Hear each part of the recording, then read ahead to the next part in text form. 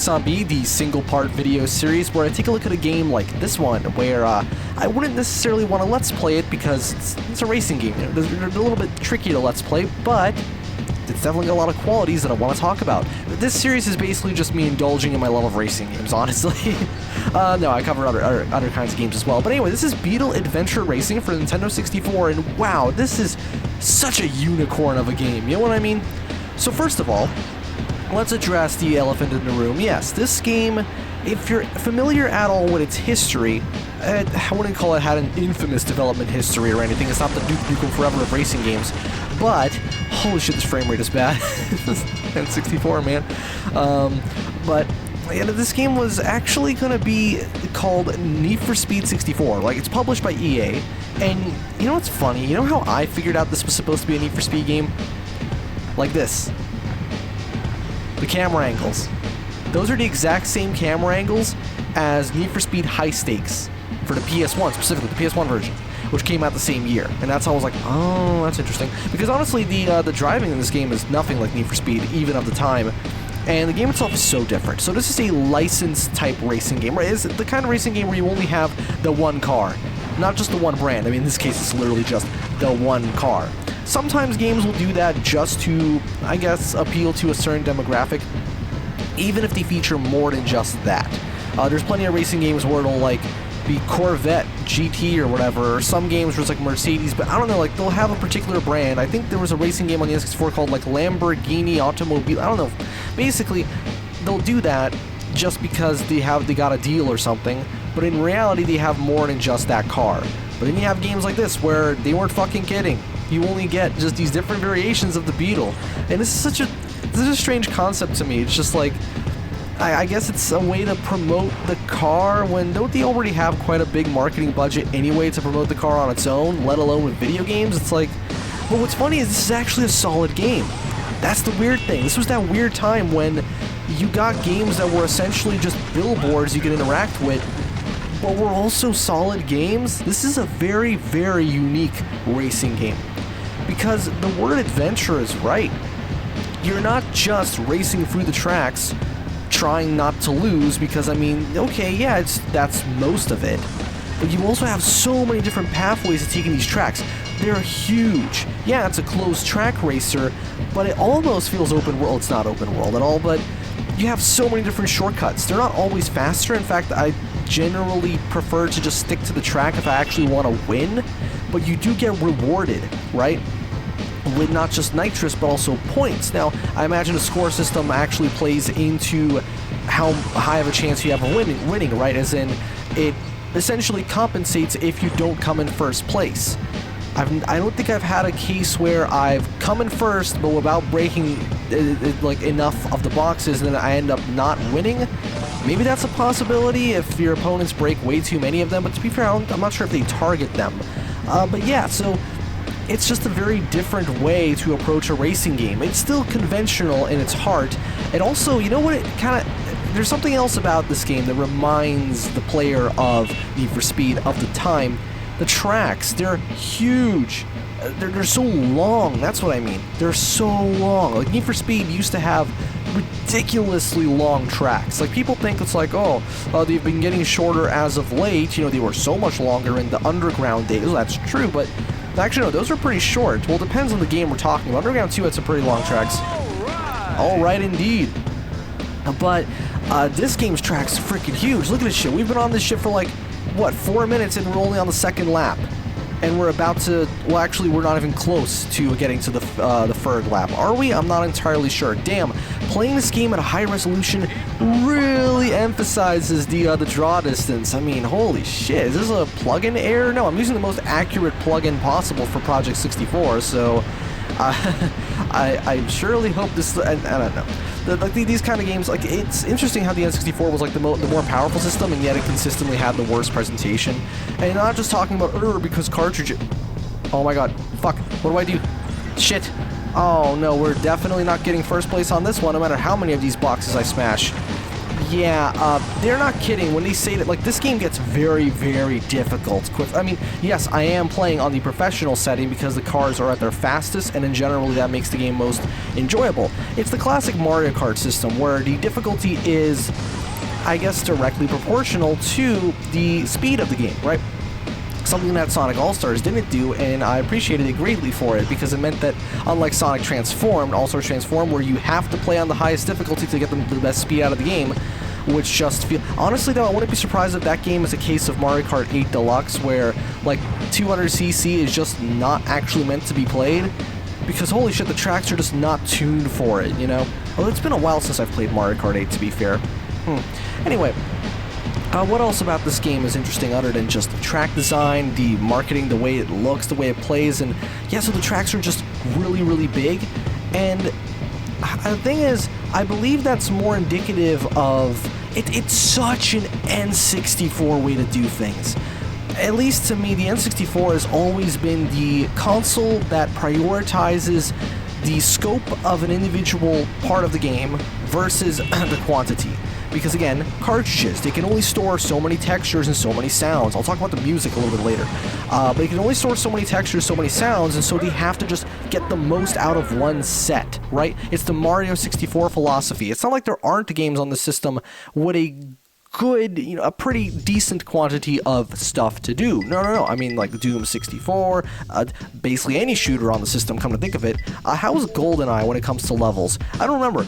I've only played like the first few stages of GoldenEye, not really. I'm not gonna lie. Again, I think I've said this before, but I'm not the biggest fan of GoldenEye. It's like, oh, fucking Gen Z doesn't love GoldenEye. Well, no, listen, I love shooters from that time period. You know, I'm a bit of a boomer myself. No, I'm not. But it's something about the mission-based structure of the game. Although it is buttery smooth, that's one thing. GoldenEye is probably one of the smoothest first-person shooters on the system. Smoothest fully 3D shooters. Hell, there's like some sprite-based ones that don't run as smooth as GoldenEye. It's insane. What the fuck were Rare smoking at the time to make it a fully polygonal game, you know, first person, and it's 60. I mean, it's not a constant 60, but it's pretty damn good.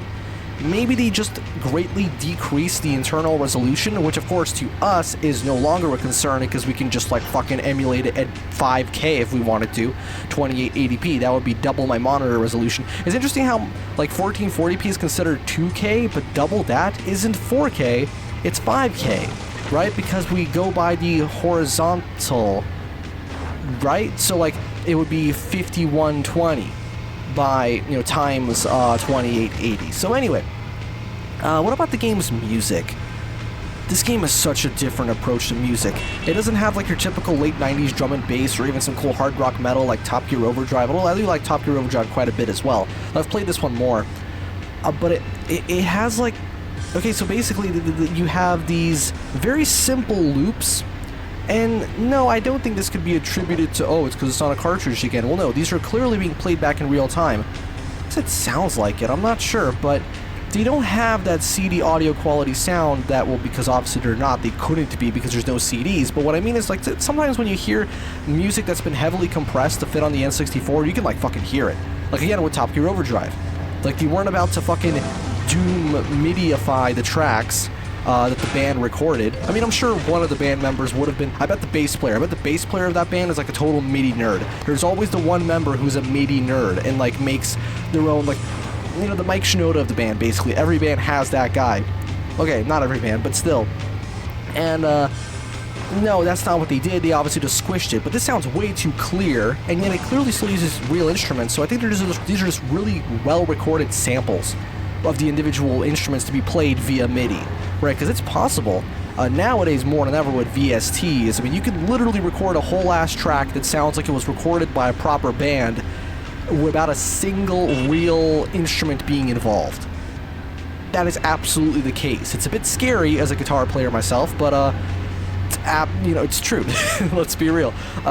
Okay, maybe you'd have to be very careful with how you wrote the parts, but when you're the one composing them, then yeah, sure, it would work.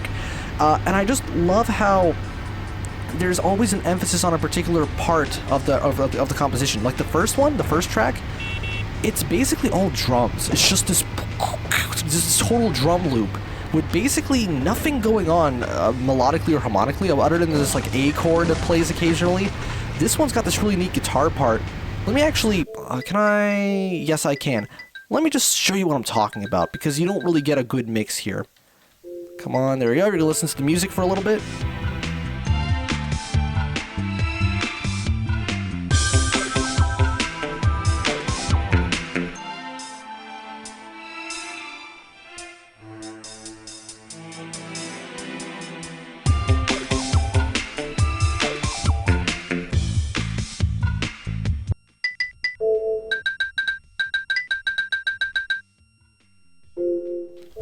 There's a certain darkness to it, isn't there? I mean, like, there's a little bit of dissonance with the chords, and that bass goes fucking crazy.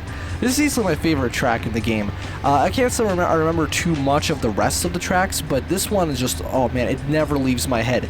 Something about those strings, it just sounds so quintessentially Nintendo 64, but it sounds way too clear for it to have been pre-recorded and then just smushed.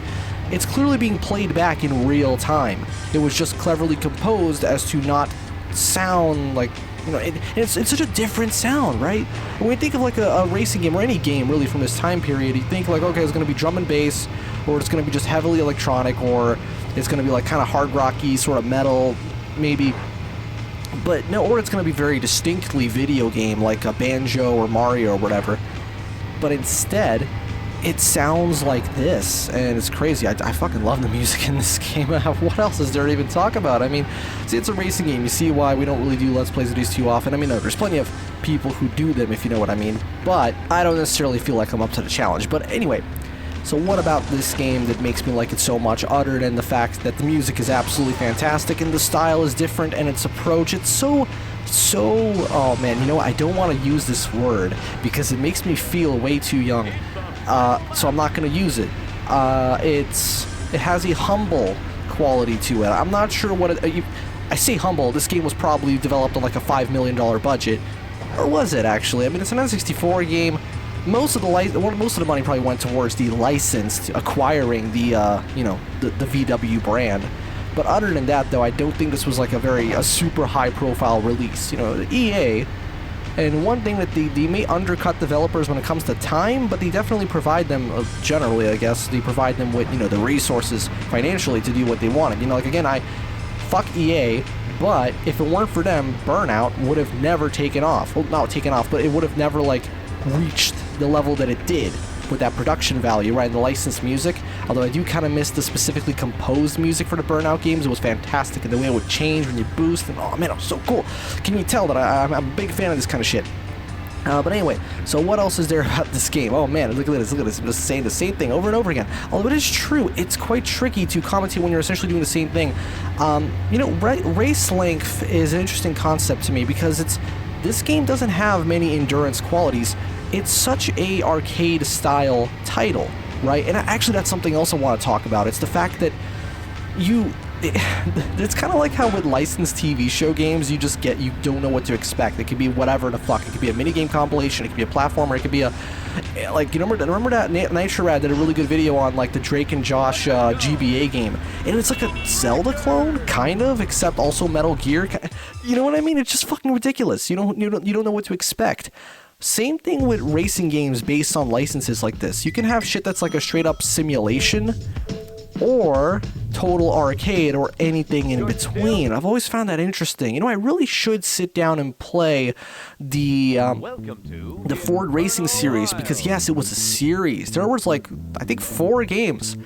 Also, Corvette is pretty solid. Of course, the absolute crown jewel of this kind of racing game would be Porsche Unleashed, to the point where I don't even really consider it, oh motherfucker, because it doesn't feel like a big advertisement for Porsche. It feels more like just, you know, it's respecting the legacy of the brand for the time. And imagine a contemporary Porsche Unleashed, right, with even newer stuff in it, like newer cars, and to really go, because we've made history. It's been 25 years since that game, so we've made more history since that release.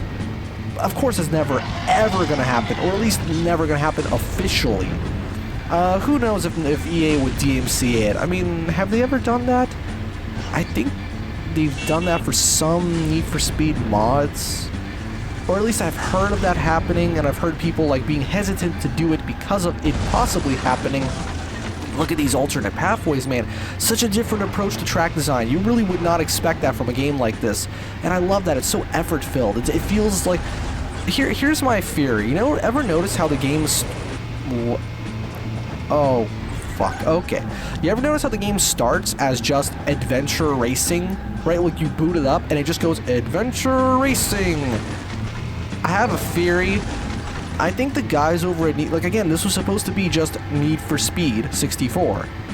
And then they shifted gears to, okay, this isn't going to work as a Need for Speed game. Let's try and make like a more open-ended type racing game like this with more bigger tracks, but fewer tracks, and call it something adventure racing.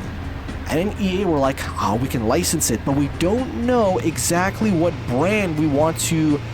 Okay, I'm fucking dying here. We don't know what brand we want to associate with this. So just record the guy going adventure racing. Oh, fuck me. Okay, we're gonna drown now, and where's it gonna reset me? Clearly, I'm not coming in first place for this race. But that's okay, because this is gonna be the final race of this episode, because it's, you know, I try to keep these around 20 or so minutes. So if I were to... Again, it's very lengthy. And I like how the length is justified. Like, they don't just have you doing, like, the same shit for, like, 6 laps. Like, that's one thing I absolutely adore. I can't think of a word that expresses my positive emotions towards Hot Wheels Turbo Racing well enough. But 6 laps of some of those tracks? I mean, I know they're not as big as this game's tracks, but still, 6 laps? Fuck, I'm dead again. They're not fireproof. That's not good marketing for your cars. Anyway, but still, 6 laps, that's a little bit much, right? So, I mean, imagine if this game you do 6 laps. So I think it's... There's a point when length starts to... You know, because brevity is very important, right? In order to not overwhelm the player with just shit. Like, this is long because the tracks are just long. And you also have to do free laps because that's just tradition. Although, interestingly enough... Here's one thing that might kind of point against it being... It's confirmed this was supposed to be Need for Speed, but basically every Need for Speed game from this time would have you only doing about 2 or 4 laps. Very rarely free. Like High Stakes and all of them. Seriously, like Need for Speed Free has you doing 4 laps in the regular tournament mode, and then it has you doing 2 laps in the knockout mode, I believe. Same thing with Need for Speed 2. Need for Speed High Stakes has you doing, again, 2 to 4 laps. Then on the PC version, it's like however many they fucking feel like it, but it's always going to be 2, 4, 6, a multiple like that. Whereas here, it's free laps. So I wonder if... No, I'm reading way too deep into this. I know it's not really... Like, they just went, okay, it's a console thing, it's more it's got to attract a different audience, even though that... Actually, that's the weird thing. That the PlayStation 1... to me has always felt more niche, and more underground, even though the PS1 absolutely demolished the N64 in terms of sales. And yet it still somehow feels more niche. Whereas the N64 feels more broad and popular, even though it's objectively that wasn't the case. It wasn't as popular. It's still very well remembered, but you know, you can't say it sold more. I guess nowadays we have more people making nostalgic videos about those games, sure, but that's like a retroactive. I'm talking about in the like during the time when it was relevant. You know, so it's kind of weird how the PS1, despite it being technically more successful, I've always felt that it was the more like underground sort of thing. Maybe because of the aesthetic and the fact that a lot of its games were grittier. Okay, so the handling in this game, okay, before we wrap it up, I mean, to be fair, we're on the 2nd lap. We're gonna have quite a bit more time. But yet the handling in this game is heavy as shit. It is such a strange mix because heavy handling is typically associated with a more sim-like racing game, but this is clearly not a simulation racer. And yet you can't... Like, I'm having a really fucking hard time with this, and I've always had a hard time with this game when you reach to higher difficulties. The AI is absolutely relentless. It's very Ridge Racer-esque in a way. It just kind of stays in its position and doesn't budge. And it's very spread out. And the cars are just heavy as hell, right? They don't handle in an arcade-like way. It's an arcade game. As you can see, yeah, I can brake quite liberally, and things still sort of connect the way that you would kind of want them to, but it's definitely... It's this weird... Not Ridge Racer. in no way Ridge Racer, but it's also not Gran Turismo. And it's also not really, it's not Need for Speed High Stakes, be it PS1 or PC, in the slightest. That's why, like, I refuse to believe this was built on, you know, some people have said, like, oh, it's built on high stakes. I mean, other than the camera angles, as I just showcased, right? Other than this, I don't see any high stakes in this game whatsoever. The visual fidelity is quite impressive, I must admit. Like, the textures on the cars, like, on specifically the taillights, they look really freaking nice. But look at this. I'm having a hard-ass time just staying above 8th place. I can't even get above 8th place. It's impossible for me. To be fair, though, I am commentating, and, you know, everyone knows that your skill greatly diminishes when you have to speak while playing and remain consistently entertaining, which I don't even know if I do properly, but look at the LODs on that bad boy. I love that. I wonder how many they made, you know, because back then they had to make those manually. They couldn't just be done in real time in the engine itself. Oh no. Oh no, this is happening now, isn't it? And at least we discovered an alternate pathway. I said, like, this game is like a billion of those. It's like, I don't know how long it'll take me to find every single possible meter of drivable road in this game, and that's very impressive. It's a testament to the level design. And that's the crazy thing. It's like I'm calling it level design instead of track design. I mean, it's a track. Obviously, it's a racetrack because it's a racing game. But it really does live up to that title of adventure because it really does feel like you're discovering a lot of new things as you're driving around. Oh my god, it's just now the final lap. Well, let's see if I can make it all the way back to first place. No, that's not going to happen. I wonder what this game would have been like if it had items. I don't know why. It almost surprises me with the way this game is designed that it doesn't have items. Not just because I'm kind of begging for a blue shell right now, just to help me out a little bit, even though the blue shell is complete dog shit otherwise. But really, think about it. I just keep expecting to run over like a pickup that then triggers a little slot machine thing, dun, dun, dun, and then it selects the item, right? Mario Kart 64 style.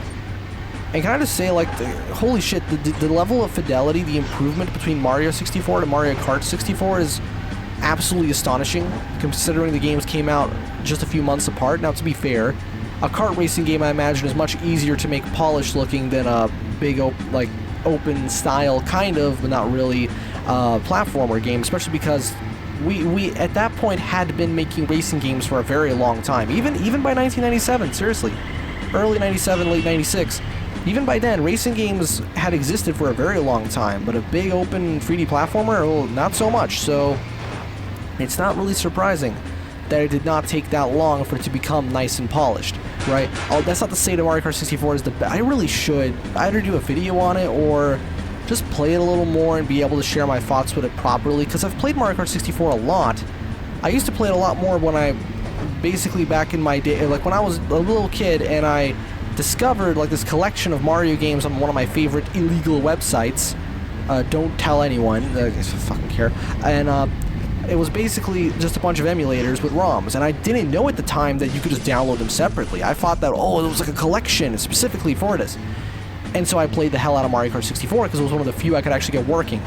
Because I didn't know that particular ROMs were for particular emulators. I just thought like, oh, game.exe. It's like, no, that's not how it works with those things, okay, stupid? But anyway, I got those working though. And yeah, I played the fuck out of Mario Kart 64, but now it's like I don't really play it much at all. I don't play much Mario Kart to begin with, really. I've played them all, I think. Yeah, I've played Wii, I've played Double Dash, I've played a little bit of Super Circuit, and also the original Super Mario Kart.